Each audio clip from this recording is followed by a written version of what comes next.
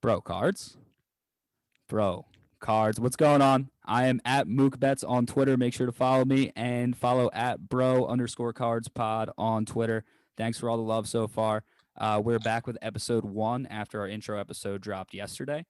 And I'm here with the one and only, the kid with the fire heat, my brother Ryan at Philly Cards 25. Hey Ryan, how you doing, dude? Stay with me, What's Ryan. up, guys? There you He go. just said fire heat. I'm sorry. I'm sorry that he said that. So Dude, apologies for him ahead of time. you have fire heat. What's wrong with that? Just I don't know. It sounds corny. You're Kid's got talking some like that. hot biscuits. That's what I'm saying. But we're also joined by someone else tonight, one of my dear friends, the QB1 of my high school, the captain, played freshman year, played 3 weeks at Franklin and Marshall. This kid's a legend at QB1. What's going on, kid? What's up, guys? It's a pleasure to be on the show. I'm kind of Mookie and the friend group's business advisor. So Yes. Mookie asked me to be on, and I'm excited to be here to bring some super fire heat as well. Super fire heat. What's your Twitter again? It's at QB1. At the only QB1. The only QB1, exactly, because you are the only QB1, and you are my business advisor. I go to you for everything e-commerce and engagement, and you've been doing a great job. So I'm happy to have you on the pod. Yeah. QB is going to be our baseline questionnaire guy along with me tonight. So we're both going to be asking Are you dumb gonna start questions. being my business advisor too, or? No, only the friend group. Yeah. Yeah, especially That's a tough- pre-show, Ryan. You don't deserve any business advice right now from QB. I think we that's on both got fair shots in. There was no heat from my side, but he came at me with some heat. He It got did- me stumbled for a second. He but came at you with some fire heat, kid. I bring Yeah, the what you noise. said. I like to talk a lot of shit. And obviously so do you, Rye, because you started the shit talking. I just ended it before the show. Well, No, we're not getting back into the shit talking. It's it over. was pretty solid. It was a solid roast. It was a good roast. Maybe I'll drop it. Maybe I'll drop it. At the No, end of the don't drop episode. it. No, don't drop it. Not All appropriate. right, all right. But we're here tonight for a reason. Episode 0, just to give you guys some background, was great, fantastic. Everyone's listening to it. I appreciate the giveaway right now. If you're not on the giveaway, go to at bro_cards_pod on Twitter and like and follow. You'll automatically get in the running for 2 solid Bryce Harper PSA cards. And when I told that to Ryan that I was giving away my Harpers, he's like, dude, that's what you're giving away. Kid's ready to give away some more heat in a couple episodes. Ain't that right? Well, maybe even sooner. Maybe we could just do like a contest or something tomorrow to just like follow. Like maybe if we hit like 200 followers on Twitter or something, give away Ooh, something nice. 200. Maybe we'll raise the bar because we're almost at 200. Actually, we're at like 158 right now. All right, Um, 250 is the bar, and we'll put up a card to drop as soon as this episode comes out. damn, 250. Okay, all right, I like that. But yeah, we're here tonight. Make sure to go enter that giveaway. We're here tonight to talk about the basics of buying cards.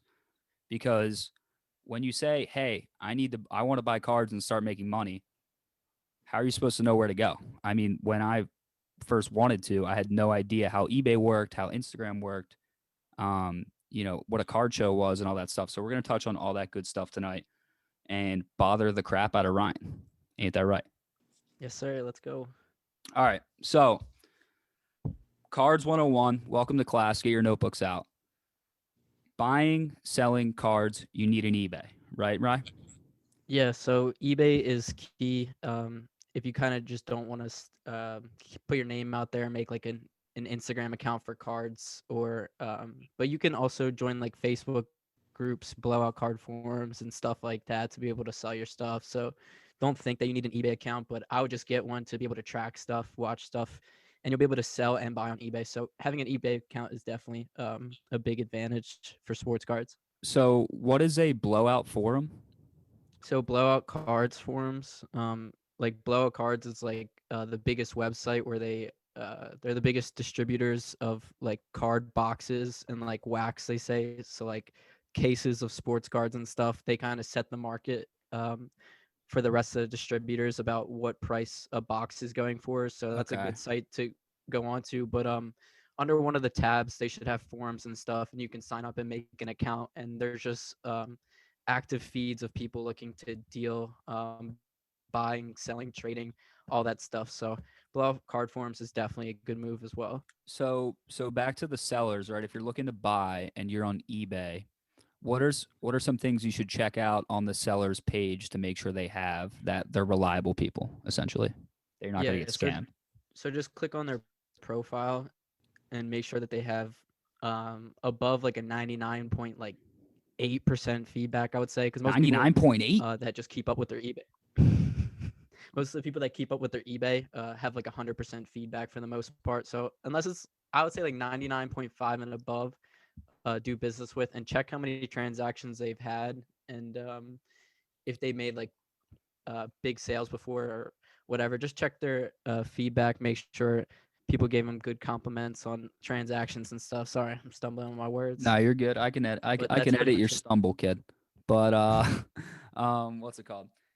So, all right. So you check out the seller on eBay for sure. Now you mentioned something about making a, maybe not your personal account, but a card account if you want to get involved in Twitter or Instagram transactions. Let me know what you think about, like, if I was to hit you up from my personal account and you didn't know who I was, we weren't brothers, and I was like, "Yo, dude, I'm trying to sell you a Michael Jordan rookie card. You interested?" How would you respond? So it just depends. I usually haven't. I actually haven't been making a lot of deals on Instagram lately. Mostly like private deals, I would say. From or just selling on eBay and buying on eBay. But usually I would just ask how much, and if it was a good price, I would probably agree to buying it or pass But it on but does to the somebody else that might be reputation, interested. But like, doesn't the reputation matter? oh, 100%. I'm to like my core friends in the sports card community on Instagram, especially for deals. But it's all about building the trust. Sometimes in a deal, you might have to send first, which sucks. But if you don't have a lot of followers or a big reputation, you might not be able to ask for what you want right off the bat. You kind of just have to build up.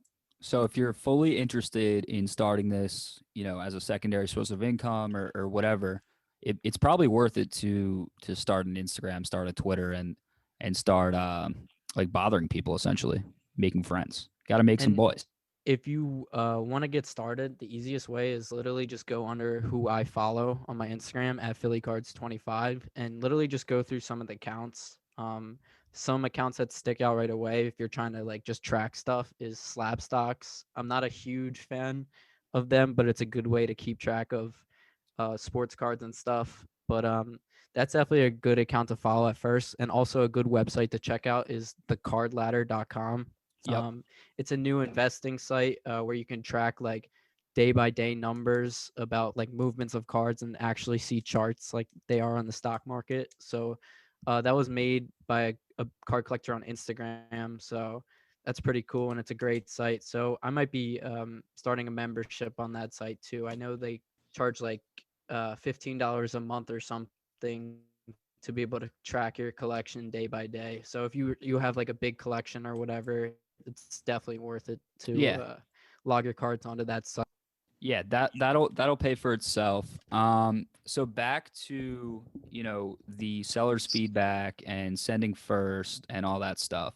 Have you ever been scammed by someone when trying to buy a card? It's a dumb And question, right? Like, everyone's gotten scammed probably if you've been in this for a while. yeah, I feel like I've only gotten scammed like 2 times to my knowledge. Yeah, 2 times. One time when I was in like 7th grade, this kid just didn't ship my cards. Got scammed at like probably like 100 from a kid, so I was just like, whatever. But it was only like $25, so I didn't really care. Gotcha.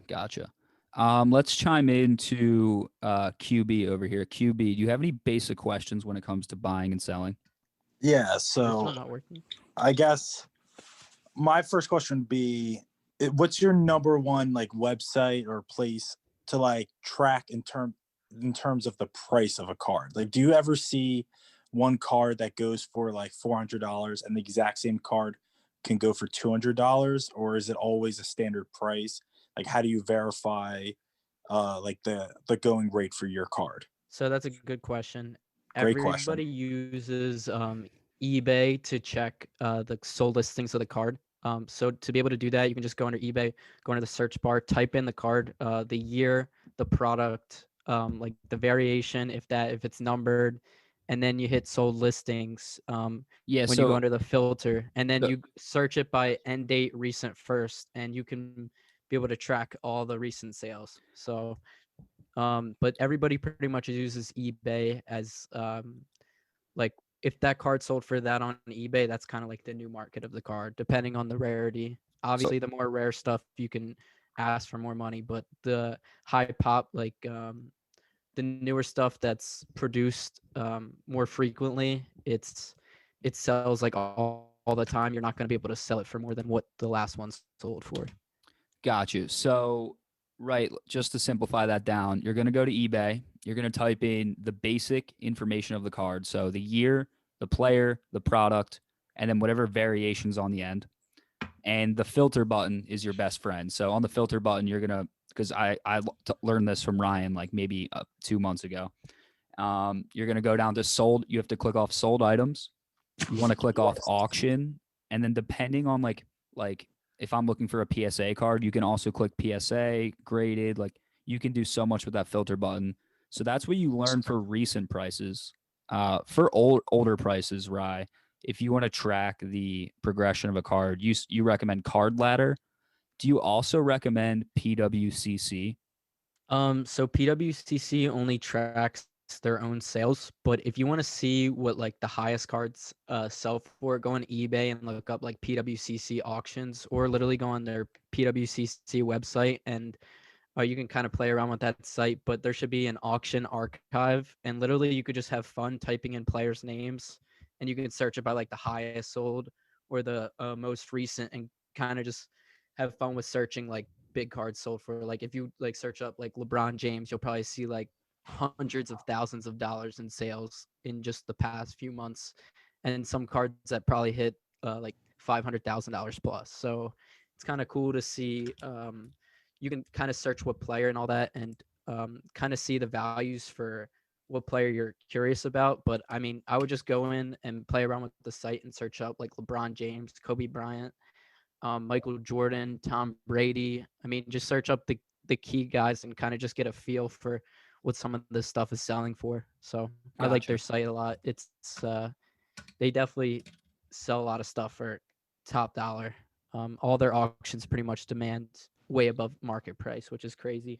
So the big places to find your prices, right? Blowout cards forums for your boxes, eBay last sold with the filter manipulations for most recent stuff, PWCC and Card Ladder for historical prices, and then you're gonna want to follow at Slab Stocks on Instagram and Twitter. I followed them probably 2 months ago, and it's really cool how what they're doing is pretty cool. How they're displaying card prices over a certain period of time, like it's a stock, like it literally looks like a stock price, like a trend.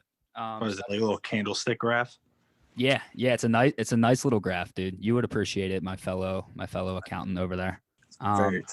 But QB, any questions on anything we've covered so far? Just want to check in with you over there. Anything we covered so far? No. Okay. But I'll always have a ton of questions to fire off whenever called upon. We're gonna touch on one more aspect of buying and selling, and then we'll do a little QB rapid fire. How about that? Okay, that's fair. So Ryan, back in the day, I remember you're grinding your face off at Uno's 5-6 days a week when we're in high school, freaking flipping deep dish pizza, running beers to old guys, giving you orders, grinding, right? Absolute grinding. Server. I was no bitch in the kitchen, son. All right, you're a server. All right, whatever. You're still grinding. Put some respect on that man's name. I was a busboy, so I don't get it. You know what I mean? Do they have Employee of the Month at Uno? Nah, but I definitely would have never won that shit. Yeah. So, all right. So you weren't grinding. You were being lazy. You didn't get Employee of the Month, but you did all of that so you could show up to card shows in the middle of nowhere, Pennsylvania on the weekends, right? So from your perspective, right, what exactly is a card show? Like, give me like an idea. So a card show is set up with usually like a bigger show will have like 100+ tables, and every like vendor or dealer will have showcases set up, like glass showcases, where you can put out all your sports cards that you're planning on selling. And there's a ton of money at card shows. You can just go up like booth by booth and look what they have for sale, kind of negotiate with people, build like a network in that sense, and then just keep going table for table. But usually it's like a huge meetup for all my like core friends on Instagram and stuff. Like there's a huge community at like maybe like 200 300 people all from Instagram will all be at like the same like smaller like local show, and it's like an awesome turnout. But card shows is where you can make the most deals in a short span. I mean, just going up and dealing with either a vendor or one of your buddies that you met online or on Instagram or whatever. But card shows are definitely the move, and I expect the national this year in Chicago to be absolutely packed. Yeah, so you said right, you said there's local shows. So like for example, like Neshaminy Mall card show when we were growing up was like a small like little dingy card show with like Terrible maybe card show. terrible card show. And then you mentioned Nationals, which is like the biggest of them all. You said it's going to be absolutely packed. And then you're going to one this weekend in Tampa, is that right? Yeah, I'm only going but it's a Super Bowl weekend, and that's where the Super Bowl is being played, so it should be a fun time. But I'm only going Friday to Sunday morning just to hopefully make some deals and chill out in some nice weather and get out of the snow. Yeah, so just some strategy here. I was with Ryan at Suplex Card Shop in South Philly. Shout out Suplex Chris and his shop. He's got a cool shop going on over there. But he was like, "I'm gonna load up on Tyler Harrow, and I'm gonna flip these bad boys to people in Tampa for some bills." That's a smart. Yeah, That's a big brain move right there. so it's just like simple stuff like that. Always just being like prepared to what show you're going to, or what city or what team the city supports or whatever. But I always try and do that, especially like just going to the Philly show. I always try and have a lot of the hot Philly players available for sale, and I kind of just play to the market like that. So I just wanted to pick up a few Tyler Hero cards before I went, because I know that the Miami Heat are the team in Florida and everybody supports them. So it should be an easy flip there. Facts. Now, walk me through, you're younger, maybe even recent, either one. You're at a card show and walk me through that a flip and a chain of events that was kind of the crit like something absurd that would only happen at a card show. Like you flipped All right. this for a box and then pulled this and then got cash or like whatever the series of events was. I can't think of like something like oh, this happened at a card show this year. It was just like the quickest I've ever made money in my life, if that makes sense. So a dude walked up to my table with a Luca Prism rookie for like $600, and somebody literally came 10 minutes later and bought it for 800, and I was just like, whatever. That was the quickest 200 I've ever made in my life, and it wasn't the biggest flip by any means, but just like how it happened.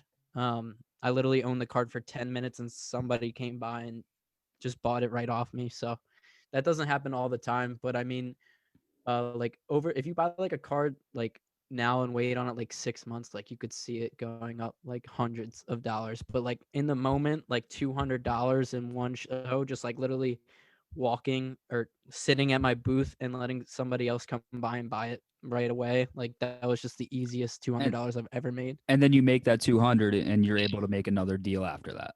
So Yeah, it's crazy. It's like in the moment, right? That's the right move because you're getting more value for what you just got, and the more value you have, the more moves you can make. Um, Now one last thing about card shows. This is more of just like me, like being curious, and we touched on this a little bit last week, but like with the explosion of cards right now, are you just seeing like little 17-year-old kids come strapped in Gucci bags with $50,000 Luca cards in their pocket? Like, what's going on here? yeah. There's a ton of hypebeasts and like kids in the hobby where their parents just feed them bread. But I Daddy's mean, money, dude. yeah, I mean, there's a lot of that. I mean, it kind of just how it goes in any industry or hobby. There's always a kid that's just getting fed money. But I mean, you can still like make deals with them and stuff. I try not to deal with anybody like younger, just because I don't want to get in trouble. Like if I like maybe don't give them like a great deal or something, like I'm just not even interested in like trying to deal with somebody younger. So I usually just stick to like, I don't know, kids that are like competent and usually not like daddy funded out the wazoo. But Yeah, that's you pretty should be much it. careful with minors. QB bringing the comedic relief. But yeah, so that's basically, I think that's a good start to buying. I hope everyone has their notes app out, your pen and pencil, or just listen to this episode a few times and give us the stats. But um, is there anything, Ryan, first you would like to add to the element of buying and selling cards? So it's eBay, Instagram, or Twitter is where the market happens, and card shows. And then to check prices, it's eBay, Slab Stocks, Blowout Cards Forum, and Not slab stocks for checking prices, mostly eBay. true, Um, Slab Stocks just shows the trendy guys. and and if it's like a best offer accepted on a card, use 130point.com. You can check how much the seller accepted on an offer price, but you can't do that through the eBay app. So it's a good site to use as well. Gotcha. All right, let's do let's try out a new segment on the fly here. Let's do what should we call this? Handoff to QB? No, not handoff. Let's do I like to think like QB's corner, QB's corner with a Q. QB's pocket, Ooh, QB's pocket. QB's huddle. QB's huddle's pretty huddle. cool. Now we're cooking with I'm gas. just an idea man. We're cooking with some fire heat. Go ahead. And QB. Mook, you let me know if anything I'm asking is kind of something you want to touch in like a different episode, because I don't want to take away your content. Because the first one is kind of, I know, may overlap. So someone like me in my mid-20s, obviously I have old cards like just like stored in my basement. I take a look at them. How much would because obviously I was a young kid, I didn't take great care of my cards. How much does like a little corner crease or like anything that dings up the card even slightly, how much does that decrease the value of a card? It just depends how badly. Like people usually judge it on like a grading scale of what it would grade. So like if somebody looks at it and there's like one like bad corner and the rest of the card's perfect, it'll probably get like a 9 or something, and it will just keep going down from there. So you kind of just need to like figure out at least like a range of what it looks like and maybe compare it to other cards on eBay, especially if people have it like scanned in. You can kind of see like what's going on, like if the corners are fucked up on the card on eBay or not. But yeah, you can kind of just judge it like that. Usually it's not worth like too much if it's like beat up badly. But I mean, if you have like a big rookie card of like, if you have like a Jordan rookie card and it grades like a 1, it's still like a couple grand. So it just depends on what card and how beat up it is. Great question, cool. QB. I got a few more. So you touched a little bit in the last thing, or yesterday's episode, but is there any ever fear that like one day you're going to wake up and card values, because what drives card value is demand and the people. Is there ever any fear that one day you'll wake up and kids will be like, fuck these cards, I want to play Fortnite for the rest of my life, like something like that? Like So- if there's no intrinsic value to back up the card, is there like any fear with you? So there's always that in the back of your head, but just based off like what I've been tracking over the last few years and the sales that are happening right now, I think that maybe that could eventually happen to the modern stuff that's mass produced, but the rare stuff and the older stuff and the big name rookie cards and stuff are just going to keep going up, because I think that people are starting to look at sports cards as like a type of artwork, and like a LeBron James rookie card in his rookie year signed, and there's only like 500 in the world. People are always going to be willing to pay for something like that. I mean, I would not put it past NBA players to start investing in their own sports cards as well. It's a way better alternative or alt. Damn. You had it. You had it. You had it Yeah, perfect. It's a way better alternate to investing or to betting. Damn. Yo, why'd you fumble me like that? But I think it's just a good hobby for the future, and the amount of money and people, big name people that are getting into it, I think it's only going to last. Right, that's a pretty good answer. Actually, once you drop a little mass produce in there, that sounded official. Dude, so the mass production is actually a problem. I think. I think that a lot of makes these, sense. a lot of these like So- NBA rookie cards, like right now, these hype beasts are bound to come back to earth. Like we talked on it for like 30 seconds last week, but like Luka Doncic, right? If he doesn't win a championship, why do you want his card? Is that true, Rye?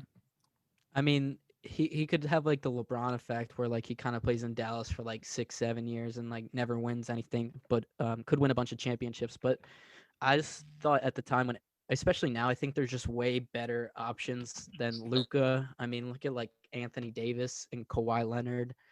I think they're going to be the guys that might eventually take off, especially after KD going up so much. So it went like LeBron and Kobe, who shot up a bunch, and then it went to KD. Now I think it's eventually going to trickle down to Kawhi and Anthony Davis and just keep going from those rookie classes. But I think that they're due for a big jump soon. Especially, I think people underrate Kawhi and AD a lot. They don't get a lot of respect that like Curry and Durant and all them get. I forgot to mention Curry, but he went crazy recently. Like his best card selling for like almost $1 million, and there's like 99 of them out there. Yeah, I saw the Curry transaction recently. Like an auction just ended. That was nuts. But QB's huddle. I like it. I want to save more questions for. I got one more question. Do we have time? One last question. All right, send the question. So, Rye, with the recent hype of like AMC, GameStop, Dogecoin, you see all these like Pop-ups. people getting hyped, people pumping everything up. Is there any card out there where it makes no sense that the value is like incredibly high? Like say like, I don't know, like a Boban card is like worth incredibly high because he's just a goofball. Like, is there any card like that out there where the people just love it and there's no real reason why? I mean, I think that cards have been like pumped, but like they're eventually going to be that value. It's hard to say.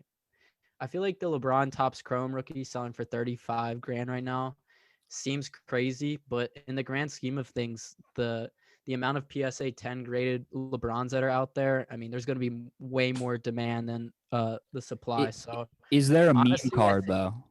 is there a meme card? I mean, not really. That will sell for like that much. I might be mistaken, but I really don't think so. Like, to me, Philadelphia should pump up the price of like a TJ McConnell rookie card. All of Philadelphia just get in on me personally. Like, dude, Duncan Robinson sells out the wazoo. Like, stupid players like that, especially like a white NBA That's what player I'm talking about. like that. Like, it's just stupid. It's just like, and like, who else is like that? Like Tyler Hero, like he's really good and everything, but like if he wasn't white, like there's no way he would be selling for as much as he is right now. Interesting. Yeah. Interesting. So yeah, all these factors go into the price of the market, the price of the card. But QB, that was a great huddle. I'm fired up. I'm ready to run the next play. I know how to command a huddle. So yeah, QB1. First time. Thank you for joining us, QB1. Ryan. Thanks for having me. Ryan, you crushed it tonight. What are your closing remarks here? Honestly, I thought I did terrible, but thank you for that. Oh, we need you to be the shark. Don't worry. We'll carry you. We'll lift you up. You just be the shark. You bring the information. That's what's going on here. All right, sounds good. Next episode coming soon. Coming soon. Make sure to give the boys a follow. Give Ryan the follow on the gram at PhillyCards25. I'm on Twitter at MookBets. Also follow the podcast socials. We're on Instagram at bro_card and Twitter at bro_cards. Sorry, cards plural. Pod. It's a lot to talk. And give the only QB1 a follow. Maybe we'll have him back in the booth for another episode. But thanks for joining us. Episode 2, identifying value in cards and which cards are valuable is coming out very shortly. And stay tuned for the giveaway. Later, fellas. Thanks, bros. Peace.